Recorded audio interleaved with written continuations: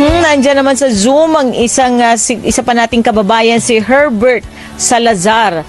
Siya naman ay tropang lungisan.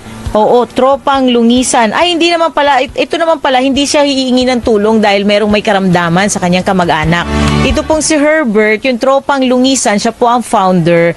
Ito naman ay tumutulong through social media sa mga may sakit at higit na nangangailangan. Katulad po kanina ni Paulina, no?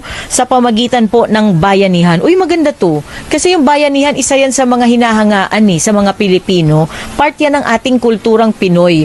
Pero dito, hindi natin para madalang na sa probinsya. Pero dito pala, meron tinatawag na tropang lungisan at yan ang kanilang campaign, bayanihan. Magandang hapon sa iyo, Herbert. Herbert. Oo, magandang hapon at welcome po sa Ang Tinig Nyo. Sige po, thank you. Oo. Uy, dalawa sila. Sino si Herbert sa inyo? Okay, sino po yung kasama mo? Si Ariel San Juan po. Ariel San Juan. Oo. So, Ariel, kasi si Herbert, siya ang founder nitong tropang lungisan. Lungisan. Okay. Ariel, ikaw, ano naman ang role mo dito sa inyong samahan? Ang role ko lang naman po sa samahan at siya kaibigan ko na yung kung anong dapat na gawin namin, parang lang ako sa kanya. Tayo naman kami magkasama mamaya. Okay. Maganda yan. Aalalayan mo yung inyong founder dahil tiyak maraming maraming iniisip at maraming inihahanap ng tulong. So, Herbert, ipaliwanag mo nga sa amin, ano ba ibig sabihin nung lungisan? Yung lungisan, ma'am, parang street word lang siya na pinangakahulugan para magdamagang inuman, walang hanggang inuman. So basically, lang po siya, parang group chat lang. Aha. Kaso nung dumating yung pandemic, I think second week or yung unang pag-lockdown, ma'am, naisipan namin to. Simula, within lang, sa mga kaibigan lang namin. Then, naisipan namin na mag-raise nga ng funds para abutin yung mga nasa bundok-bundok lang nung simula. So, lumaki siya ng lumaki hanggat po yung nagawa namin, ma'am. So, ibig mo sabihin, Herbert, ito'y nabuo sa inuman? Parang gano'n na rin po.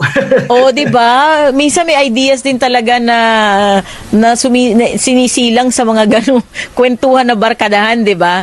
So, maganda naman yun dahil sabi nga kung may kawawaan yung inyong pinag-uusapan, tiyak pwede kayo makagawa ng magandang bagay. So, Ariel, ito dito sa Metro Manila nagsimula o nasaan ba kayo ngayon? Bicol po, ma'am. Camarines Norte po, ma'am. Camarines Norte. Okay. So, dyan yung huwag kayong sasali sa inuman kung galing kayo ng Metro Manila dahil hindi sila nalalasing. Tama ba? Hindi naman po siguro.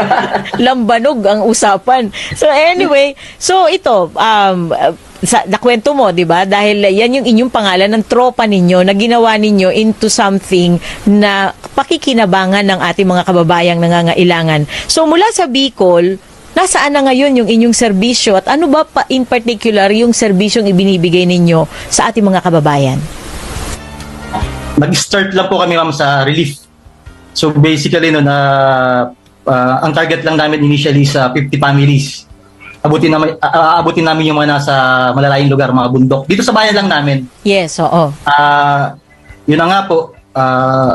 Initially, yung funds noon, kami lang talaga. Yung mga savings namin, sa amin talagang lahat. Tapos, naisipan namin po yung sa social media nga, nag-try kaming hindi pa kami nanghingi, tinry lang namin i-flow. Ilatag. And sa awa ng Diyos po, sobrang positive naman yung naging response ng mga nakabasa po. So until now,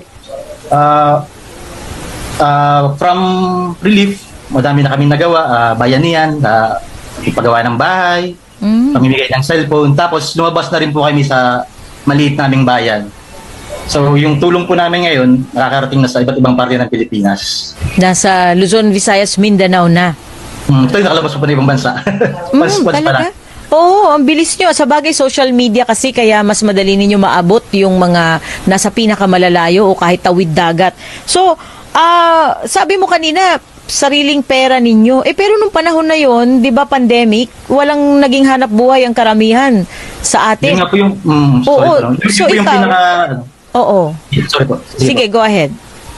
Yun po yung pinaka magandang nangyari kasi kaya po siguro hanggang ngayon nandito kami kasi karamihan ng mga kasamahan ko, karamihan po kami, no? Pag hindi nagtrabaho, lang kakainin. Oo nga. Pero patuloy po namin siyang ginagawa. Kasi parang naging tagapagpatid, tagapagpaabot lang po kami.